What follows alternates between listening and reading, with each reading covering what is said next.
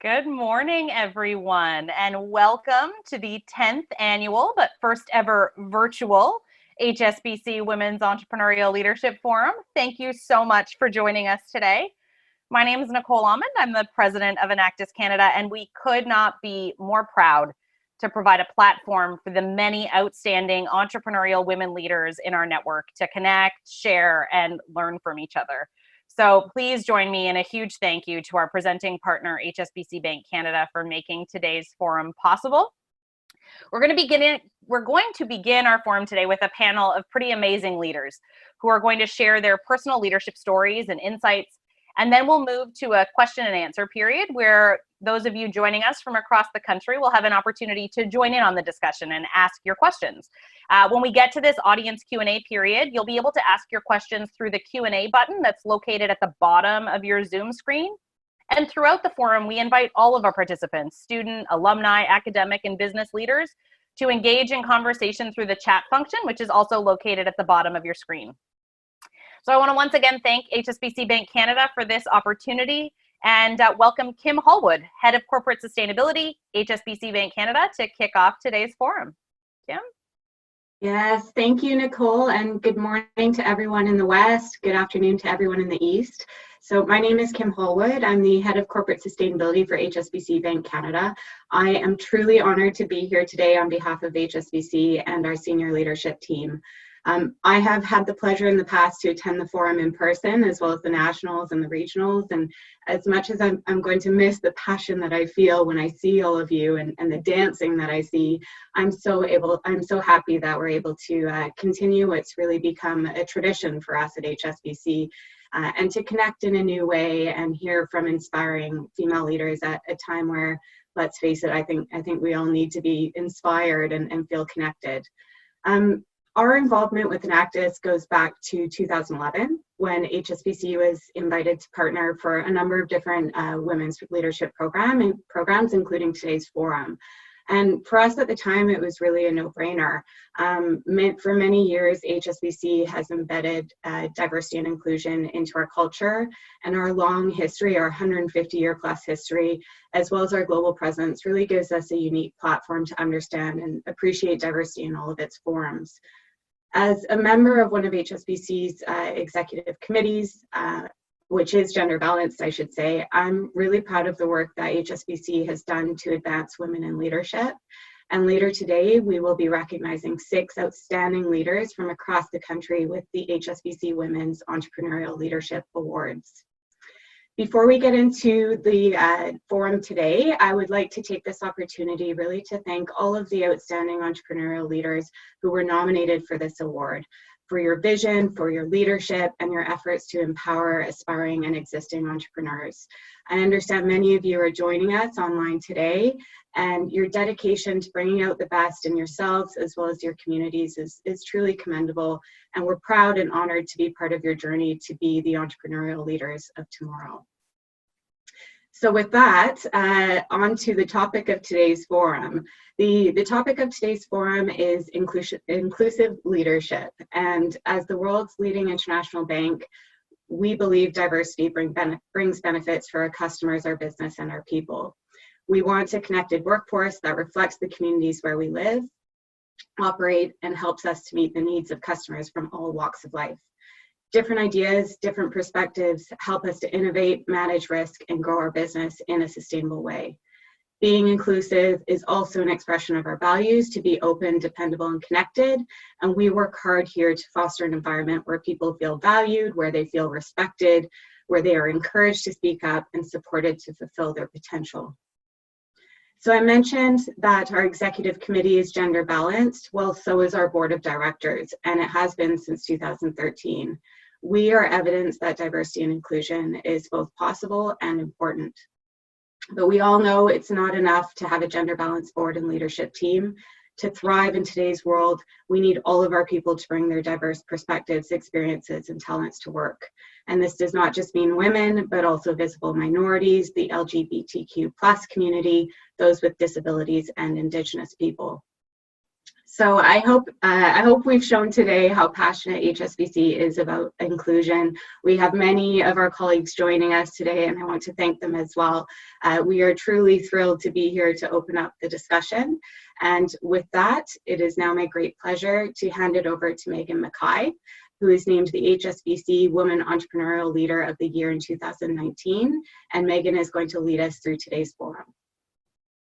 Thank you so much, Kim. It's so exciting to be here today, and I wanted to take this opportunity to thank HSBC Bank and also Enactus Canada. Being part of the program and winning the award last year was a life-changing experience, and I'm so grateful to be here as an alumni today to kickstart a really important conversation around diversity and inclusion in the workforce. So as mentioned, the topic for today's forum is inclusive leadership. Companies increasingly rely on diverse teams of individuals. Smart companies recognize the importance of valuing their employees, diversity, and ensuring an inclusive work environment. But what does this mean? And how do they achieve effective diversity and inclusion in the workplace? Simply throwing a mix of people together doesn't guarantee high performance. It requires inclusive leadership. Leadership that assures that all team members feel they are treated respectfully and fairly and are also valued, a sense that they belong. This forum will discuss why inclusive leaders are good for organizations and how to become one. And to help us through this discussion, I am pleased to introduce the leaders on our panel. Everybody, panelists, please give us a wave as I read your names to the audience. Up first, we have Lorel Buenaventura, Head of Learning, Talent, and Diversity and Inclusion at HSBC Bank Canada. Lorel has advanced the inclusion goals of leading Canadian organizations at the community, national, and global levels, including KPMG, Scotiabank, and RBC. As Head of Learning, Talent, and Diversity and Inclusion for HSBC Canada, she works with HR and business leaders to integrate inclusion, innovation, and diversity of thought as a strategic advantage for the bank. An inspired collaborator, Lorel specializes in inclusive leadership development, change management, innovation, and inclusion communications. She holds a Master's of Arts in Sociology and Equity Studies at the University of Toronto, and is also passionate about holistic health and aligning individuals to their life purpose. She is certified to provide health and lifestyle counseling, Ayurveda, and in addition to her role at HSBC, Lorel supports health, life, career goals of students and clients through her professional coaching practices. Thank you, Lorel. Up next, we have Susan O'Brien, Senior Vice President of Marketing at Canadian Tire Corporation. Susan is responsible for all marketing and customer strategies for Canadian Tire Retail, Marks, Sport Check, Financial Services, Party City, the Triangle Rewards Program, and CTC's multi-billion-dollar consumer brands portfolio, including the Helly Hansen brand.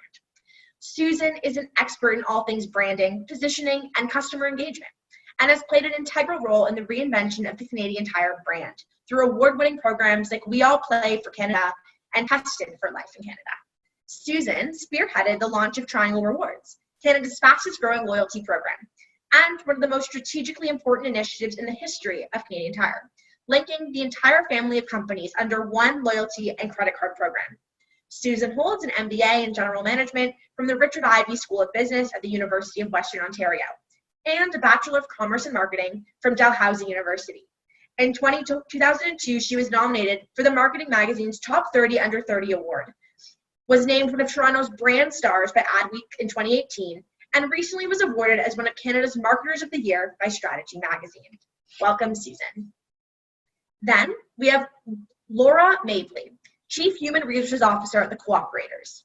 Laura joined the Cooperators in October of 2018, following 16 years at AstraZeneca, where she held various roles within HR, with the most recent being Vice President HR North America and Vice President Global Talent and Development.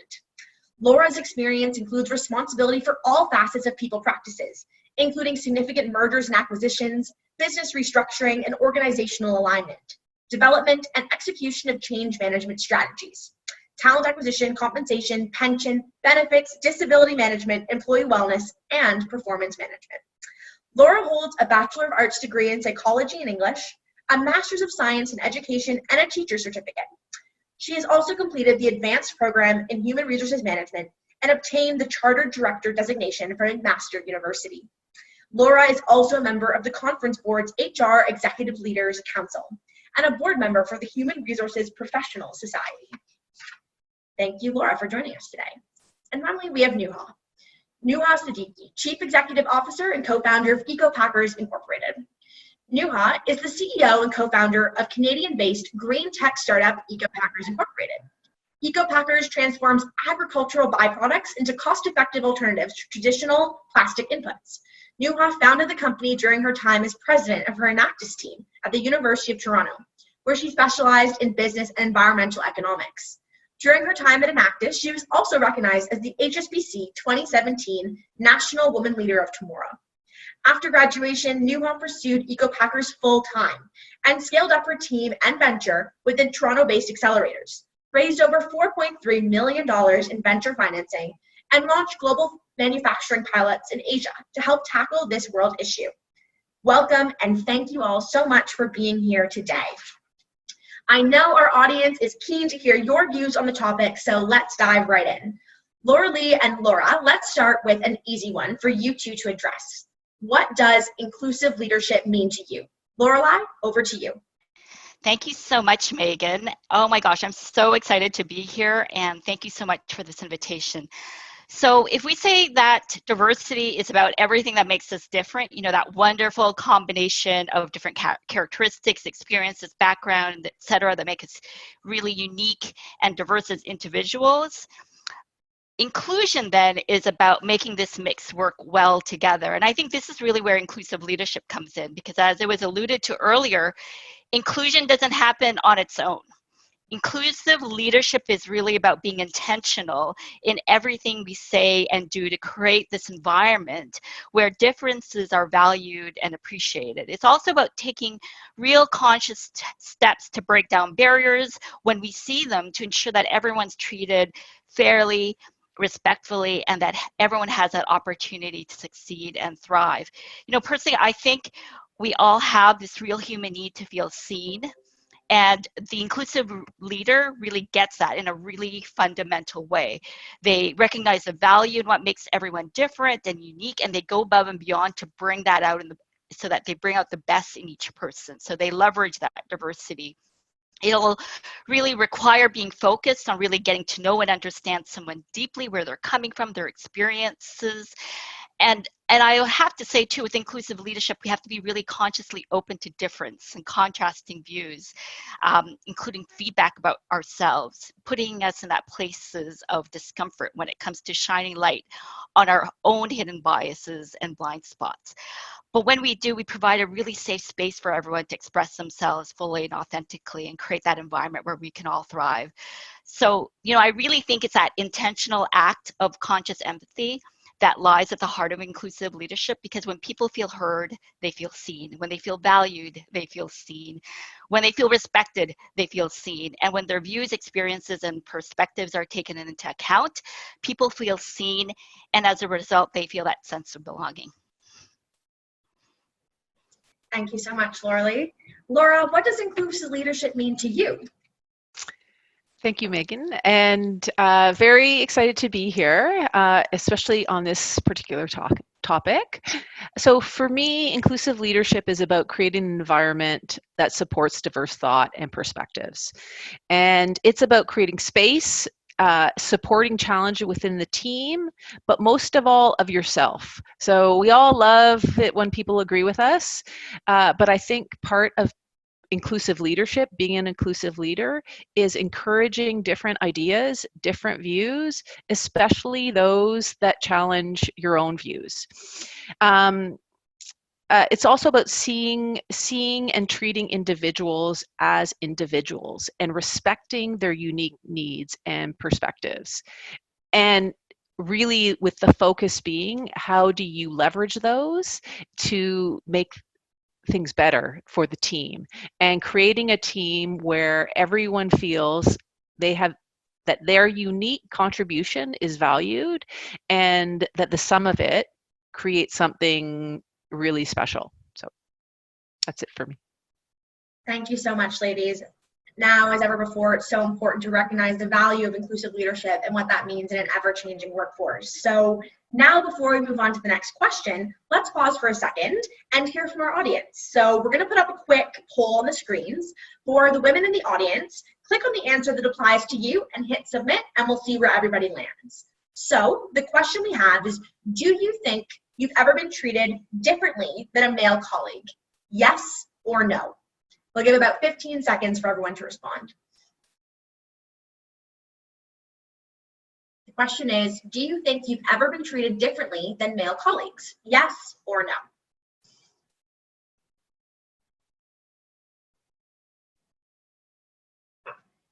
All right, so the answers are in. Wow, we see that 88% of the audience feels that they have been treated differently than their male colleagues. Quite a high statistic, as I'm sure we were not surprised. And I think that really this serves as a great segue into our next question. Susan and Nuha, can you please tell us, what are the traits or behaviors of an inclusive leader? We'll begin with Susan.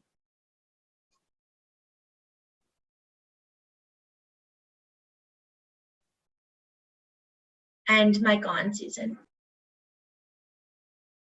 Hey, thank you. Sorry about that. I just wanted to say thank you so much for having me, and just to acknowledge the women on this panel. Wow, it's really impressive to see such strong, powerful women. It's amazing to be here, so thank you. I've been fortunate in my career because I've seen a mix of inclusive leaders and those that I wouldn't consider as inclusive. And the things that I think about when I was trying to think about what made the inclusive leaders that I try to model myself after inclusive, kind of 3 different traits came up for me. I think of probably the most impactful one for me is humility. It's a really interesting one. It's almost this lack of ego because, you know, people with a lot of humility, I find they tend to focus on the outcomes. It's not about other agenda items. It's about, this is what we said we were going to do. It's a shared purpose. And therefore, I really truly want to find people who can contribute to that shared purpose. The second trait that I think about when I think about the most inclusive leaders I've worked with is an interesting one. I find curious people to be more inclusive. People who are genuinely interested in finding new insights and new ideas. I've always noticed that the most curious leaders seem to genuinely want to hear diverse answers from people around the table. And of course, we all know that, you know, gender diversity and all the other types of diversity can bring that different perspective. And the last one, which I think seems obvious, and you know, it was mentioned in the way we want to act, but that notion of empathy. Empathetic leaders, those people who they do notice what's happening around the boardroom table. They observe when someone's cut off. They observe the body language. They ask people to speak up if they notice that they're not being heard. So it's really that sort of combination of, you know, being a curious person, wanting the best for your business, putting aside ego, really looking at it, because then you end up with a neutral. It's a great equalizer when you're really focused on the outcomes versus what's happening around the boardroom table. Thank you so much, Susan. I love the inclusion of curiosity as a trait. I think that's so important and such an interesting perspective. Nuha, what do you identify as traits or behaviors of an inclusive leader? So I think being the last one to talk on this topic right now, I think all the other topics that were just discussed, they're so relevant. So I think I'm just going to focus on the one aspect of awareness, and being culturally aware has been really, really important, especially right now, given everything. We're all working virtually and working with teams globally. And I think cultural awareness is so important in understanding where everyone's coming from to truly build global businesses. That's one of the traits that I think has been the most important that I've seen from other really great inclusive leaders. I also think bias awareness, that's one of the most important. And I think we all talked about that in different aspects, but being aware of when you may have unconscious bias, you may not even know, but even just small things like not having genders on resumes or things like that can make a really big difference just on the larger picture side. So I'd say awareness is my top trait that I try to have as an inclusive leader and watch other inclusive leaders have. And then I'd say the second is collaboration and open-mindedness. So I think having the ability to collaborate and being humble to feedback and taking the feedback when you do need it is really important as well. Great, thank you so much, Nuha. On to our next question. Laura and Susan, can you share one good example of inclusive leadership that you've witnessed in your careers? Let's begin with Laura. Thanks, Megan. So I'm going to share an example when I was working at AstraZeneca Canada, and I was working, interestingly, for a female president by the name of Marion McCourt. And the Canadian business was very much focused on sales and marketing. And so the environment, generally speaking, was highly extroverted. It was fast-paced, quick decision making.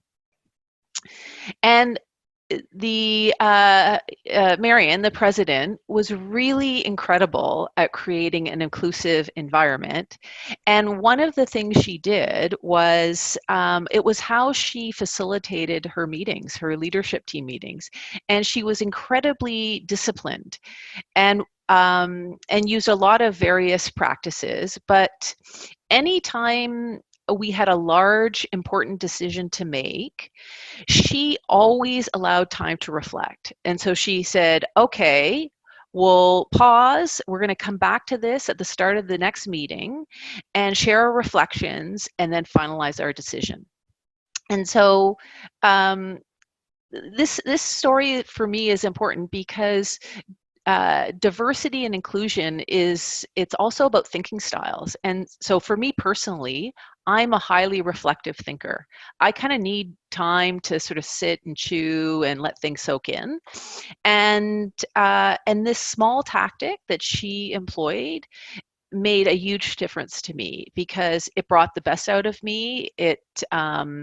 And I think overall it was, again, focused on driving to the best decision possible for the business, but also allowing for different thinking styles and approaches to be included in the sort of the final decision.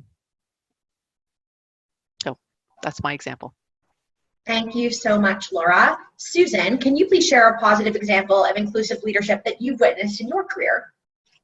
Yeah, I just want to say, Laura, that actually is really poignant because I do think, and I'll just, this is an opinion, very often women do have a different way of thinking through that just hasn't, because, you know, the world grew up around how men think and how they present those ideas. That's actually a really smart tactic. So I might have to employ that myself. So when I was thinking about this sort of notion of what has been the most inclusive thing I've seen, it came back to a moment when, as an organization, you sit around and you do talent reviews and talent development. I am not in HR. We have lots of professionals in the room, so I'm more of a participant in it versus leading it. And I had my mentor of 10 years. Is amazing. He was a man, and he was the most inclusive leader I've ever worked for. And he did something really interesting in the meeting. It was like several years ago, but I never forgot it, and I really think it helped me. I know that much in my career. I can certainly say it was applied to me probably over the years. But when we were reviewing talent, he said one thing. Typically in talent reviews, and all the HR professionals can tell me it's not the right approach, but it does happen a lot. You go through people and you say why they would be great for a role. And so, you know, Bob, he'll be great for this role. He's got, you know, P&L experience. I've seen him present twice, and he's a very confident presenter, and you know, he seems to be really well liked, and he's funny in his presentations. The shift that was made in the meeting that was really remarkable was, okay, but let's ask a different question. Let's ask why not someone. So who did get overlooked? Who don't we think has potential to move forward? Why isn't Jane being picked for this? Well, because when you start digging, when you ask why would they be picked, it can disguise a lot of the biases. So, well, why isn't Jane being picked? Well, you know, she's not all that confident in meetings. She doesn't speak up a lot. She doesn't have P&L experience. We don't think she's ready. Those questions, when you hear them enough, those answers, you go, well, why does it seem like it's always women who don't have P&L experience? Why does it seem like it's always, you know, women who don't have the confidence? Are we doing something as a company? So it starts that conversation about, well, maybe it's something we're doing that we could correct. So it was a very, very small shift in how you ask a question, but it was poignant, and it's how I think of it now too. Thank you so much, Susan. It's great to see positive examples of inclusive leadership in a time where we don't necessarily get to see someone. But now this is a safe space, so let's hear some of the dirt, the bad stories. Laura Lee and Nuha, can you share one example of poor inclusive leadership you've witnessed in career? And could you tell us, how did you respond, and maybe how would you recommend responding for someone that hasn't faced that before? So I will kick it over to Laura Lee first. Thanks so much, Megan. You know, I think what I think is common, and I also think it's a very unintentional thing, is that when we're approaching something, we're approaching it solely from the lens of equality without paying attention to equity. And the thing is, both are actually needed and both are equally important.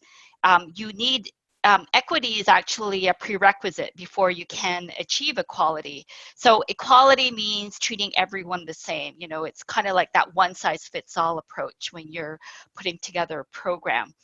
But the thing is, treating everyone the same doesn't always lead to fairness. For it to be fair, it would mean that we're all coming from the same place or that same level playing field. So fairness is actually about treating everyone equitably. And equity has more to do with diversity and recognizing individual differences. It's that understanding that what's needed for one person to succeed and realize their potential might actually be different for another person. So I think it's that you know, being very clear that we always have to think of leveling the playing field. So for one individual, that might mean installing a ramp so that they can work in the same physical location as everyone else. For another person who has caregiver responsibilities, it's recognizing that these family responsibilities are really important to them, and it might mean scheduling meetings to be able to accommodate that. I mean, we've all grown up with like that golden rule, which is treat everybody in the way that you wish to be treated. The problem with that is that you're dealing with people who are not exactly like you. So what I think what the challenge is to upgrade to the platinum rule, which is treat others the way they wish to be treated. So, and in order to make that happen, I go back to the conscious empathy, which is really getting to know the other person, engaging the other person in terms of how they wish to be treated and their definition of respect. Thank you so much, Laura Lee. And you're early in your career, Nuha, which I'm sure many people in our audience can relate to. So have you experienced examples of poor inclusive leadership, or is the world changing, and what can we expect? So over to Nuha. The world is definitely getting better, but I think it's not perfect yet. I think especially in the past couple of years, as I've been on my startup journey, I faced a few different situations where I felt like I'm being categorized, or there's a lot of assumptions being made on me, whether it be because I'm early on in my career or because I'm a female, whatever it may be. There's just a lot of assumptions that, you know, my surrounding peers or mentors have made about me. And I think that's been the biggest challenge, is when others have been assuming that I can't do something versus I can do something. So I'd say that the biggest difference that would have been made is if everyone just assumes that their team can do something, and giving the opportunity to everyone to prove that they can do something, versus starting right off the bat and assuming that someone isn't capable of something or isn't educated enough about something, and having them have to work harder to try and prove that. So I'd say that it's been really hard on that end, where there's been a lot of assumptions and categorizing you know, who I am as a founder, or who, you know, my team has been. So I'd say that's been the biggest challenge, but the world is definitely getting better in some aspects too. Thank you so much, Nuha. Some good and bad examples there. And let's see if our audience has also experienced a lack of leadership and diversity and inclusion personally. So audience, you'll see another quick poll pop up on our screen. And when the poll pops up, the question is, have you experienced or witnessed lack of good leadership as it relates to diversity and inclusion? Yes or no? We'll give everybody about 20 seconds. Once again, the question is, have you experienced or witnessed lack of good leadership as it relates to diversity and inclusion? Yes or no?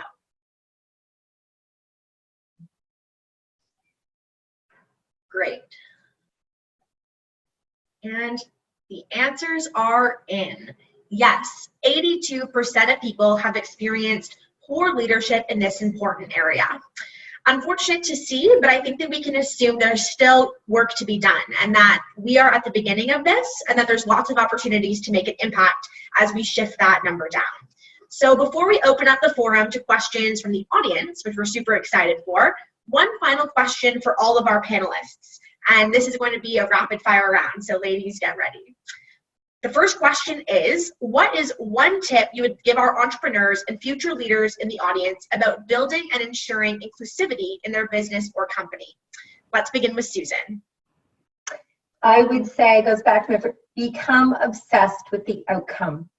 Doesn't mean you don't care about people when you talk about outcome, but it is the great equalizer. If you can look at what the outcome is, it's almost like, I heard an analogy once, and it was, if you were able to interview people for an orchestra with your eyes closed, you would pick only those who make the most beautiful music.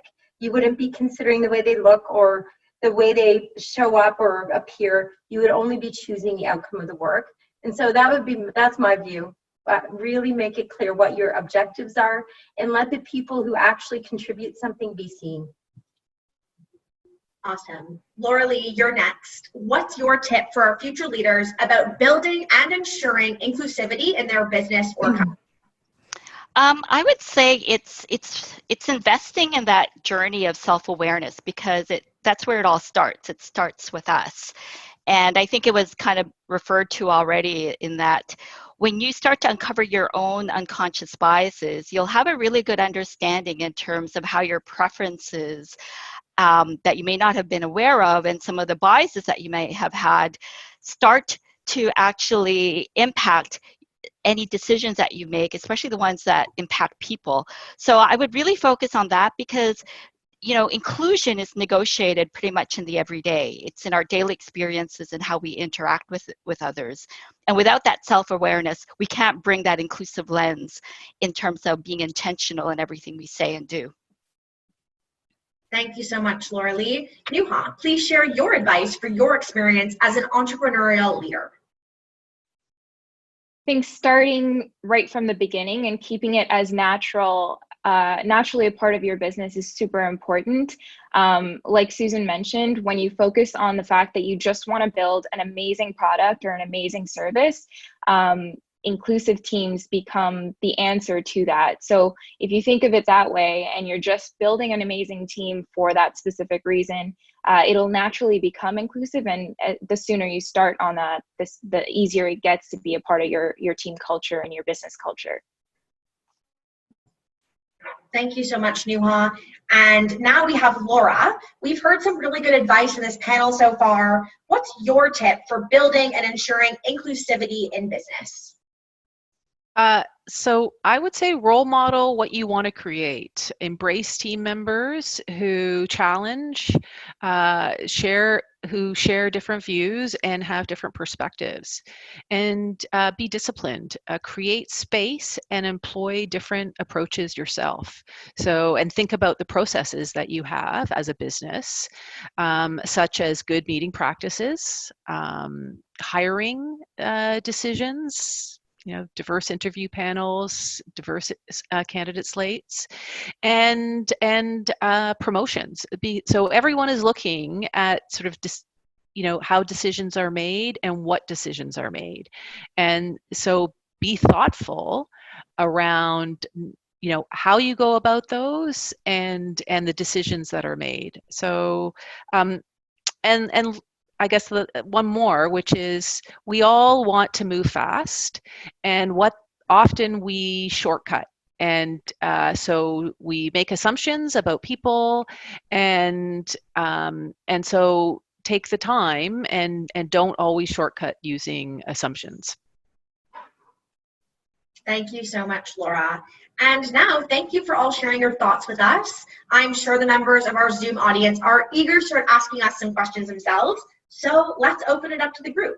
I see that some of you have already started, but if you have a question for our panel, please send it through now via the Q&A function, which is located at the bottom of your screens, and I'll read them out. We'll read them in the order that they came in to make sure it's fair for everyone. So let's get started. The first question that we have is, let me make sure we're reading it in the right order. There we go, yep. How do you make sure you get the same recognition and rewards when you work in an organization which has patriarchal hierarchy or is majorly male-dominated organization? It is often happens that you work in the same position with the same pay, but your boss or superior gives importance to ideas which is given by the male coworker in this case. How do you make sure that you are heard? How would we like to do this? Does anybody want to volunteer to answer, or would we like to go through the panelists one by one? Probably kick it over to Lorel. I mean, I think this is where inclusive leadership really comes into play. The leader really creates that environment where that recognition, where that recognition is being equitably and equally parceled out. And this is where the inclusive leader actually plays a strong role in actually interrupting that moment and ensuring that when they have a good sense of who their people are, they understand where some of that contribution came from. And they're able to honor and recognize that as well. So that's where I would actually focus on, is demonstrating those traits of really getting to know their people and being vocal in terms of recognizing and paying attention to who you're always actually recognizing, and making sure that you're not always picking the same people in terms of that recognition, and being aware of other people and what their contributions are in a very public way as well. Thank you so much, Lorel. We'll move on to the next question. Nuha, this one's for you. Who are some women leaders that you look up to over the years?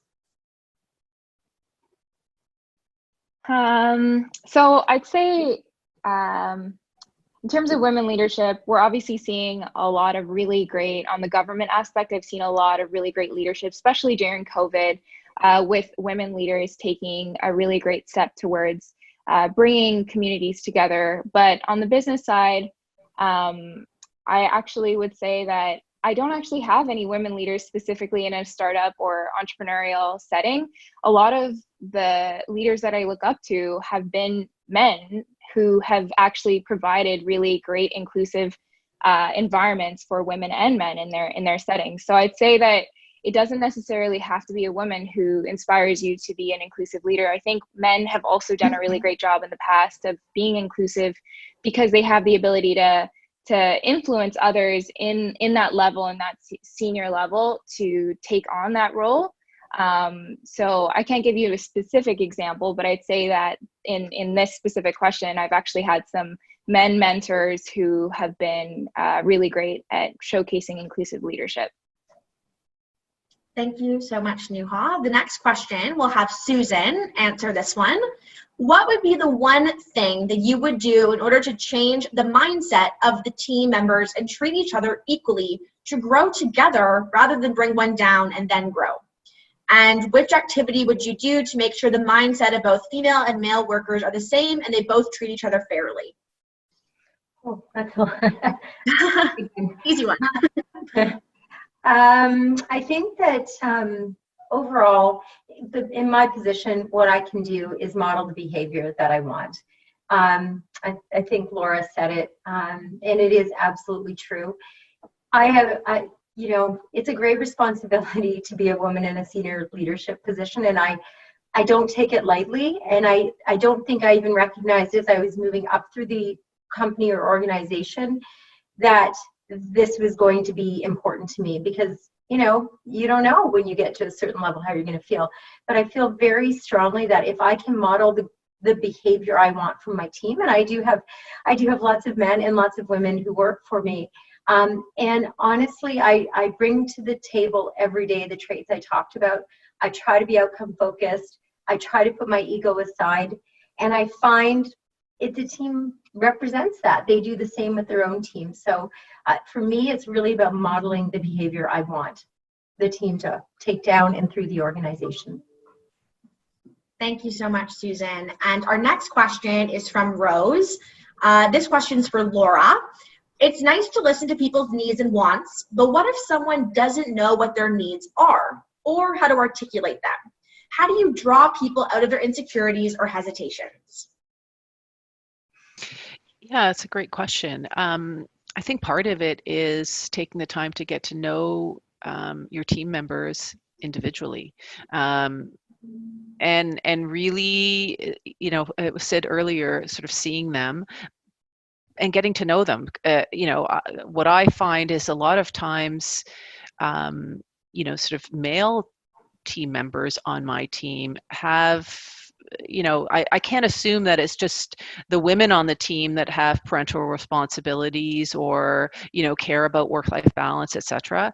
You know, many of the men on my team have those same needs or more so. So I think for me, it's really just taking the time, making no assumptions, and asking lots of questions, being really open. Susan said it earlier, being curious about the business, but curious about people. And hopefully that, as part of that conversation, you might actually help someone uncover what their needs are. Thank you so much, Laura. The next question is for Laura Lee. When you experience not being treated in the same way as your male coworker, what would be the smart steps to do to make sure your manager or your supervisor doesn't feel offended and understands your point of view to try and give you an equal chance? Yeah, that's a good question, because a lot of times when people are treated in an unequal way, it may be that the person who is, you know, making that action isn't actually aware of it.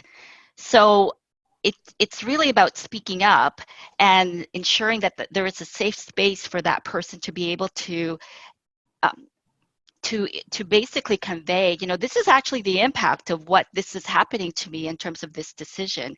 And it becomes a really great co-creative journey between the leader and the person who's being impacted by this, because a lot of times we need, our biases aren't very much something that we're aware of, and we need people to be there who will provide that mirror for us. And this is where it becomes so important to create an environment for your team where they feel comfortable to challenge you in a very constructive way to bring those kind of things into light. Thank you so much. Our next question is from Anusha. This question is for you, Nuha. As a female leader, have you ever felt intimidated when you walk into a meeting room full of men, even when you are the one in charge? Yeah, definitely. I think for us, being in the plastics industry, it's male dominated. So when I do go into a lot of our meetings, they are primarily men. And even if I'm the one leading the meeting, it is pretty intimidating. But I think over time, it's become something that you sort of just have to take away from your mind. You just have to think of the fact that you have to trust that you're going in with the confidence that you need to actually convey your message across and show that what you're really building is truly innovative and you have what it takes to run that meeting. I think as soon as you even show some sort of weakness, or you feel like you're showing that you're intimidated, it becomes easy for that to just end up escalating. So I think it's really important to just keep your strength and keep confidence when you're going into those meetings, and assume that they're just like anyone else on your team, or even just if it feels better, treat them just like you would any other male team members or anyone else. Thank you so much, Nuha. And our next question is for Susan. We had an attendee write in that previously she's had some difficulty when engaging with male members in a team due to different hobbies, favorite topics, etc. However, do you think that there's any tips for women leaders to connect better with male members of their teams so they can be more comfortable and open to share? You know, that's a great question. We, a Canadian Tire Corporation has a lot of sporting goods companies in our business. We sell it at Canadian Tire, we own Sport Check, we own National Sports, we own Atmosphere. So we have a lot of sports enthusiasts. We sponsor all manner of team. And so there has always been a lot of, you know, you open your meeting with, how did the Leafs do last night? And the talk of the athletes and that kind of thing. It's funny because I'm going to be honest, and it takes a little bit of, you know, you feel confident, you've earned the equity to be like, how come we're always talking about that?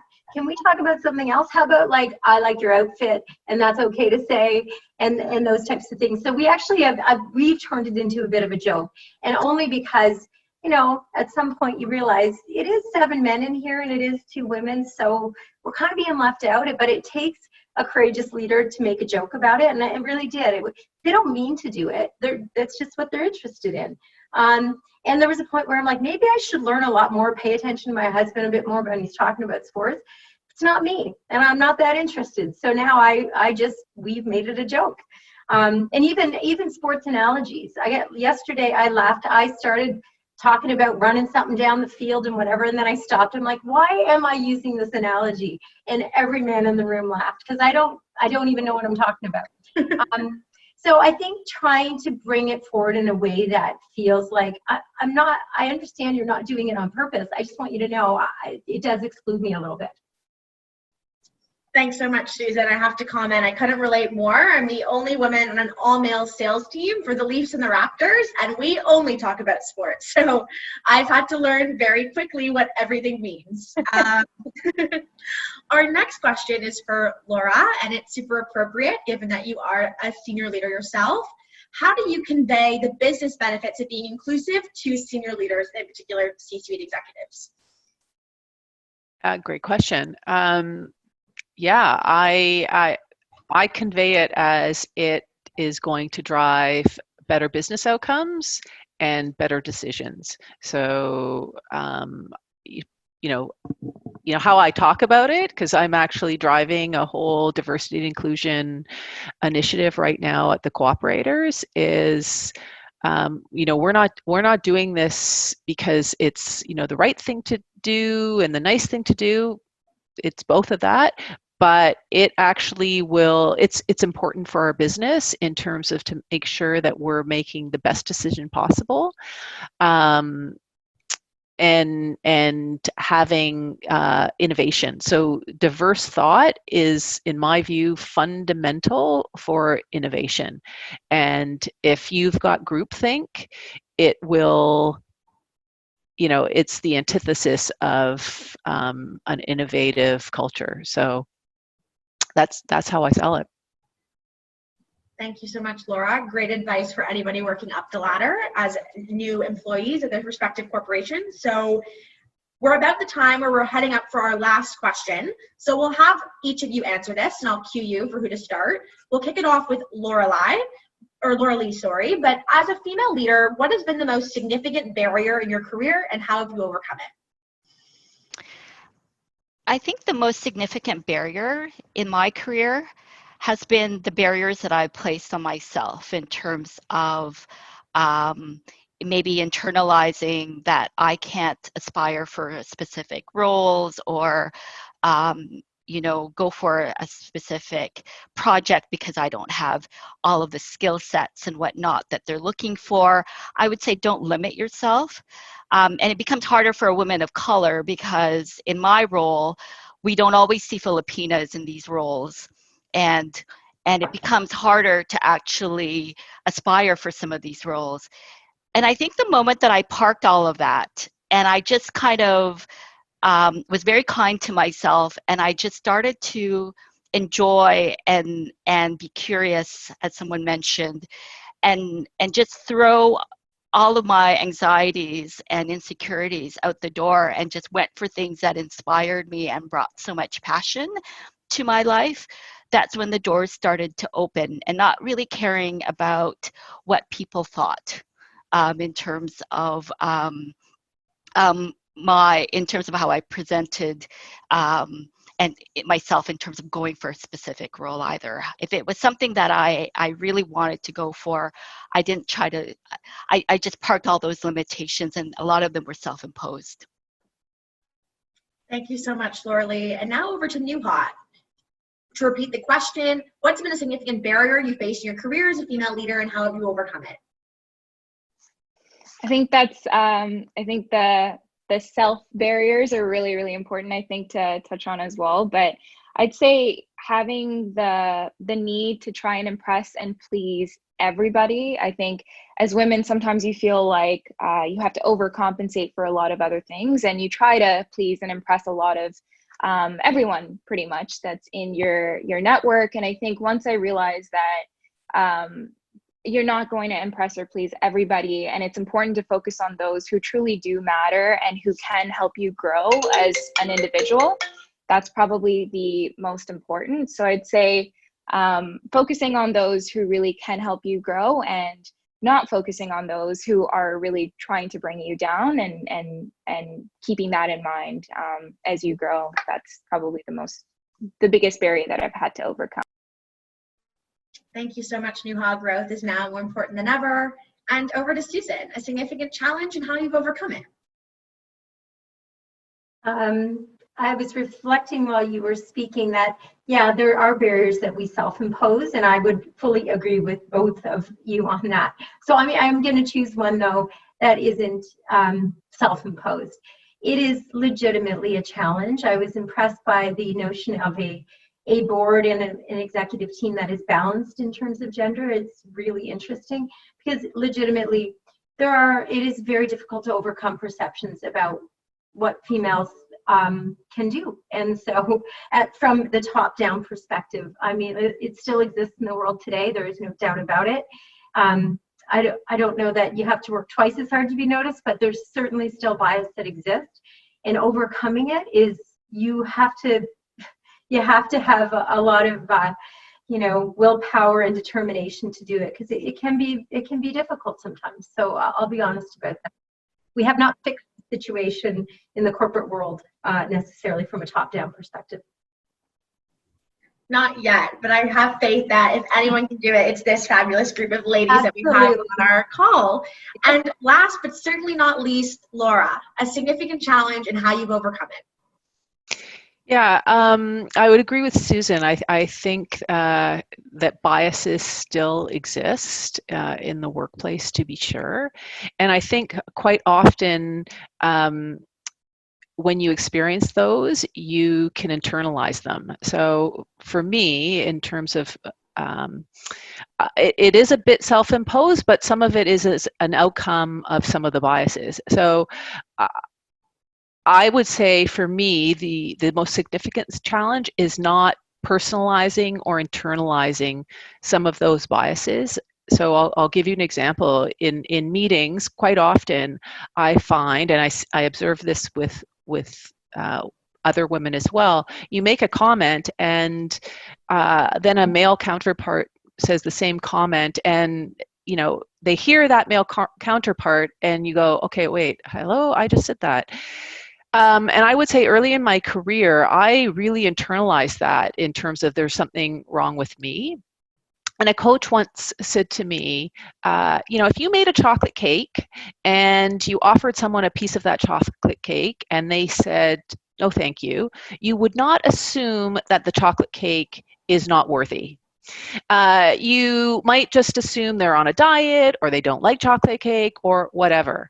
So I would say, that's where I kind of got to. It's like, you may not want to hear my comment. That doesn't mean my comment wasn't good, and it doesn't mean I'm not good. So, I think that's something, male, female, we need to work on. But it's having the confidence in yourself, believing in yourself, and sticking with that.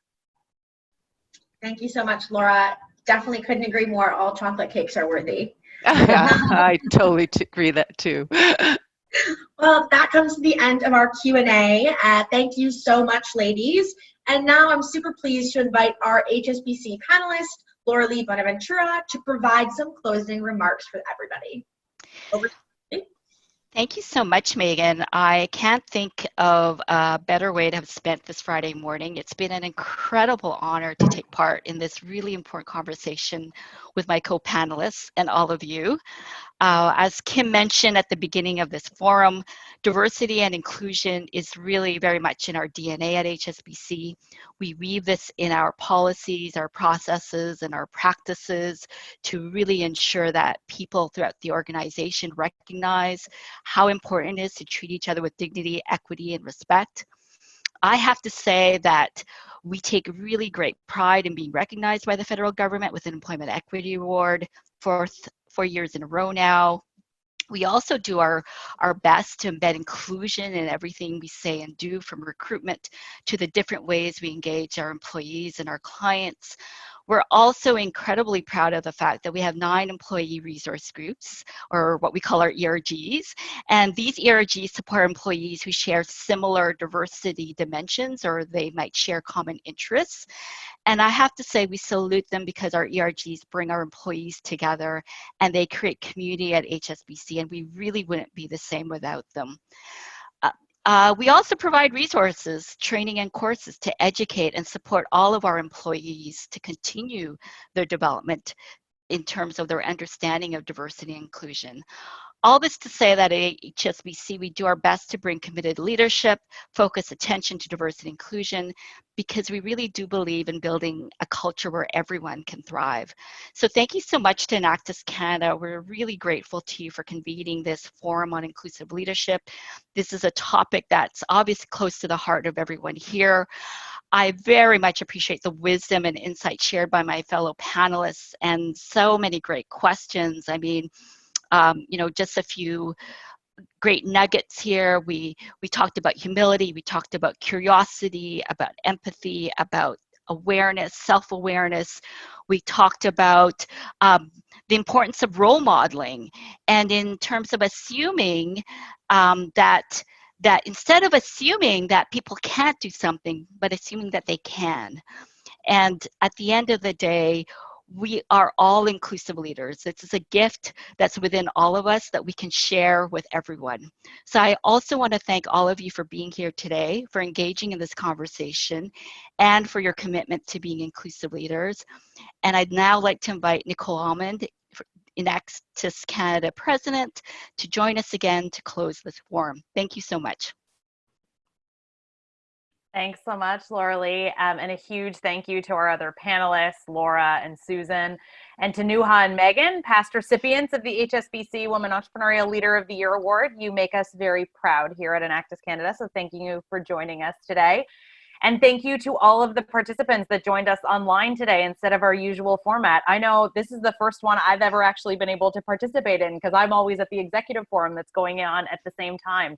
And really excited to say this is the largest HSBC Women's Entrepreneurial Leadership Forum we've ever hosted. So there are definitely some opportunities being presented by the new challenges.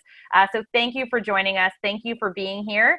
Sorry there's no lunch for you today or chocolate cake, but so glad we could still engage in such meaningful conversation despite not being together in person.